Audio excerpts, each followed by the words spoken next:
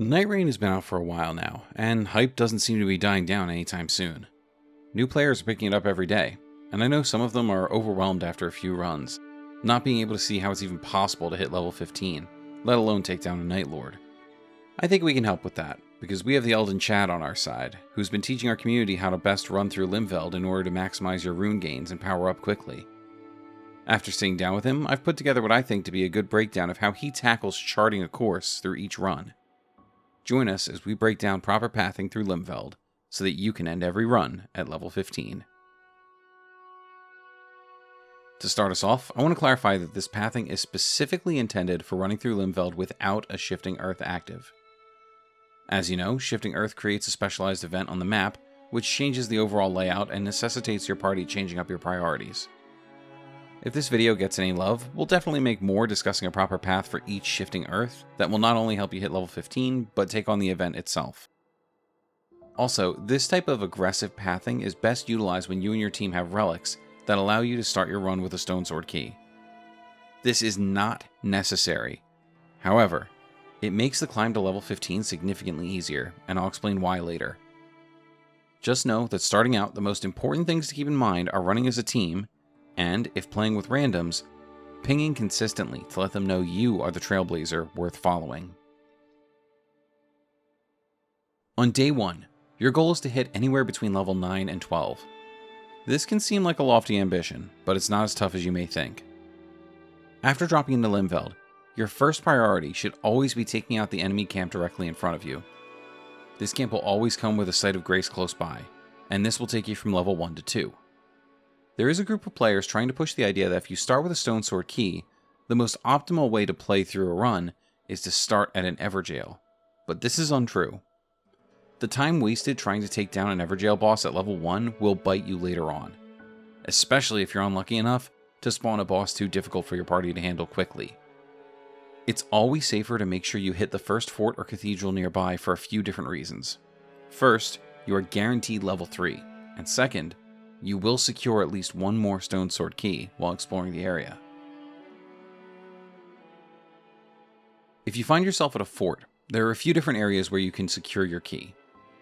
The forts where you're likely to face an Abductor Virgin will always have a key in the rare chest just upstairs. For the larger forts, where you're likely to face either a Golem or a Crystallian, you have 3 different opportunities for securing Stonesword Keys. First, the most likely place to find a key is the rare chest just past the enemies halfway up the fort when entering from the bottom. It is very rare that this chest does not contain a key, and if it doesn't, that means one of the other 2 locations almost definitely will. After hitting the first rare chest, turn around and you'll see a common chest directly in front of you. This chest is less likely to carry a key, but it can happen, and I've even secured multiple keys from one castle by making sure I didn't skip this. Finally, there's a rare chest many players don't know about on top of the fort where you face the boss. After taking down the golem, go up the stairs, but before going after your environmental clue, climb up the broken bit of pillar to your right. There will always be a rare chest here, and whether it drops a key or not, you'll always find blue drops, so it's worth hitting no matter what. Securing the area is guaranteed to net you at least 1 key, and if you're lucky, 2. Personally, I've never seen 3 from one fort, but it could be possible. So let's say you didn't start with a fort nearby, you started with a cathedral. These areas are also guaranteed to house at least 1 Stonesword Key. You just have to know where to look for it. In the cathedral variations that have either a golem or an open hole where you run underground to fight a boss, you'll find the key in a rare chest behind the altar on the ground level. It is very rare that this chest does not contain a key, but if it doesn't, there's a second option. Behind that altar is scaffolding that you can climb to reach another rare chest, which gives you another chance at a key. If you find the Oracle Envoys waiting for you at the cathedral, it's a little bit different, as there will be no chest behind the altar. In that case, the chest above is your only option, but it should still net you a key. I've personally seen 2 keys drop from one chest here on a few different occasions. I'm not sure what might have caused this, but just so you know, it's possible. So now we're level 3 and we have at least 1 Stonesword Key, possibly 2, along with any you've started with if you're lucky enough to be running one of those relics. It's time to hit our first Evergaol. It's very likely that there will be one close by, as we're playing on your standard map. But if it's a bit of a trek, plan your path accordingly. Make sure to hit any churches nearby, and if your team can swing a quick field boss, that's ideal. It's important to remember that stronger field bosses can and will spawn on day 1. And if your goal is to maximize your level gains, you need to know when to run away and when to stay and fight. If you come across a red-eyed field boss and you're between levels 3 and 6, get out of there. You could beat this enemy. A well-coordinated team could take it down. But it's a question of risk versus reward. The time you lose in order to fight that enemy could be better spent making it to your next destination. Always consider whether or not the influx of runes is worth the time wasted at these early levels. Your ultimate goal here is to get yourself to the castle on day 1, so I strongly urge against trying to maximize your flasks or find that one perfect weapon before you get there. By doing so, you're likely to waste a significant amount of time that could have been used powering you up and making it easier to achieve these goals during day 2. Get to that first Evergaol and take down the boss as one unstoppable unit of Nightfarers. If you're taking down everything between you and the jail, it'll be very likely you've raised yourself to level 6, especially if you have the opportunity to hit a second Evergaol nearby. Now it's time to make your way to the castle. Some may try to tell you that taking on the castle day 1 is a fool's errand, and without proper pathing, they'd be right. However, in just the first half of day 1, we've worked our way up to level 6, and that means we're ready for the basement boss of the castle. Make your way there as quickly as you can and check out what boss spawned below. Typically, you'll be able to take this thing down no problem, but if it's a bell-bearing hunter, you may want to weigh your options. Anyone else, I say go for it. You'll most likely hit level 7 from defeating this boss, and you can run upstairs to pick up your free talisman from the rare chest. After grabbing your talisman, it's time to look outside to see which enemies you'll be hunting. There are 3 different variations of enemies here, and 2 of them are very straightforward. If you see an Elder Lion outside the gate, you're fighting Banished Knights. This is my personal favorite group of enemies to fight outside of the castle, because it's very easy to run them down as a crew and take them out one by one. You can start by killing everything on the ground floor area, then using either the scalable walls to the left or right of the gate entrance you just came out of, you can start wiping out the castle top circle. Taking on the Crucible Knights is a very similar event, and you'll know there who you're fighting immediately after taking down the basement boss, as one of them will always be waiting in the area just above that fight as you're running to your talisman. These knights offer great rune gains, but less drops as only the tree variants will drop weapons or abilities. The third option is the one we all dread: Trolls. Trolls can ruin a run because of how much time it can take to fight them. Not necessarily because they're hard to kill, but because you need to be rolling away from jars after every single hit.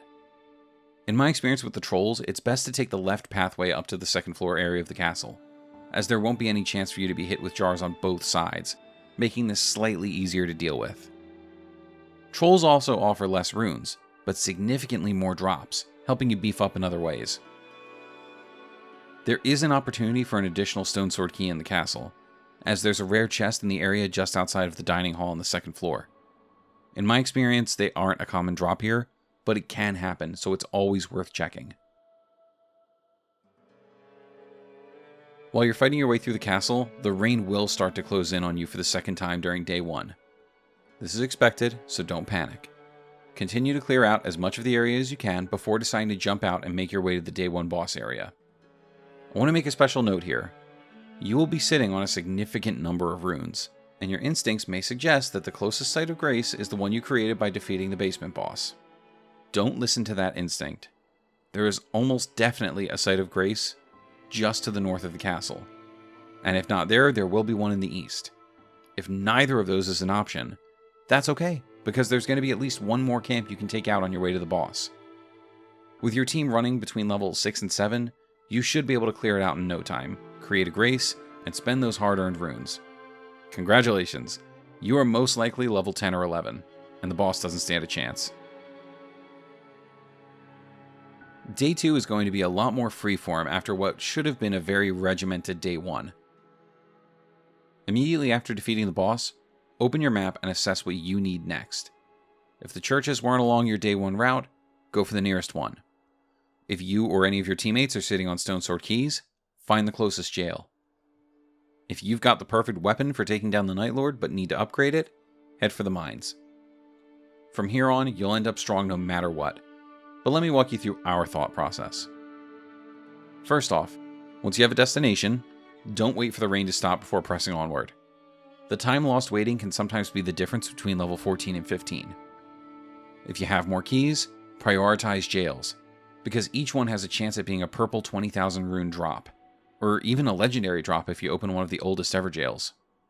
Word of warning though, there is a jail in the northeast that will always have a field boss standing just outside of it. Chances are you're feeling pretty confident at this point, so take on the field boss first and make sure it's good and dead before opening the jail. Trying to focus on the jail while a separate boss is in the way is likely going to lead to wasted time, and possibly even wasted runes if the rains come in and you're too far out to reclaim them. It may seem like too big of a hassle to go for this area with both a field boss and an Evergaol boss, but the rune gain from it is substantial, and I do suggest doing it if you think your team can run that. This is also the best time to hit any camps that offer weapons with the right affinity for the Night Lord you're trying to take down. This is why we didn't focus on weapons during day 1. At this point, you're strong enough to demolish most camp bosses, which makes weapon gathering feel more like cleanup that can net you a few extra levels.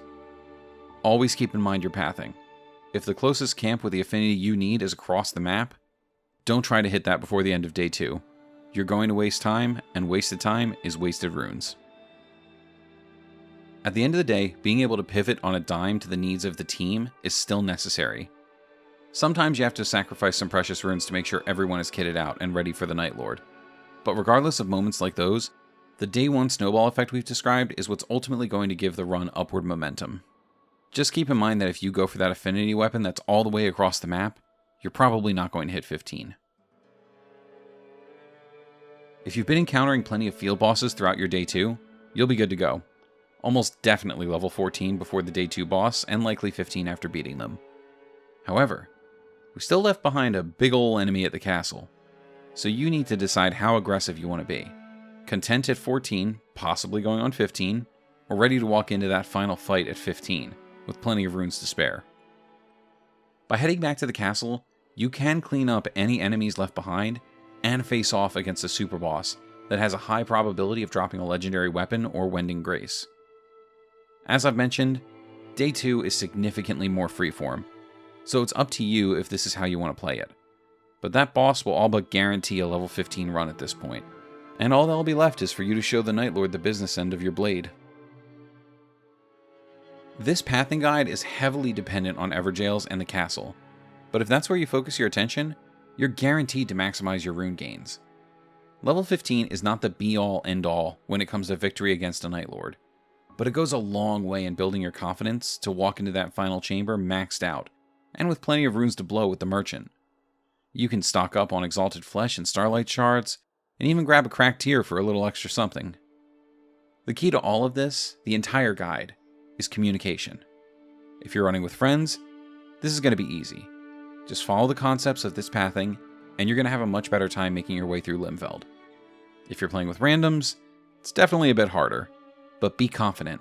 Start pinging locations from the very beginning. Ping your next destination before you finish the first, and 9 times out of 10, your team will fall in line. You now know what's going to get you where you need to be in order to have your very own God run. So get out there and get it done. Then come back and let us know in the comments. Thanks for watching our pathing guide for the base version of Limfeld. There's a very different kind of content for us to be making since we typically focus on lore, but at this point we've played so much Nightreign we really wanted to share what we've learned with the community. The game doesn't have to be hard. It can be a pretty incredible power fantasy, so grab your team and get to it.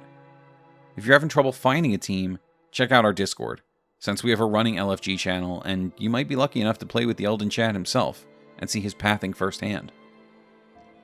Don't forget to like, subscribe, and set notifications to all so you don't miss out on any of our content, and we'll see you in the next one.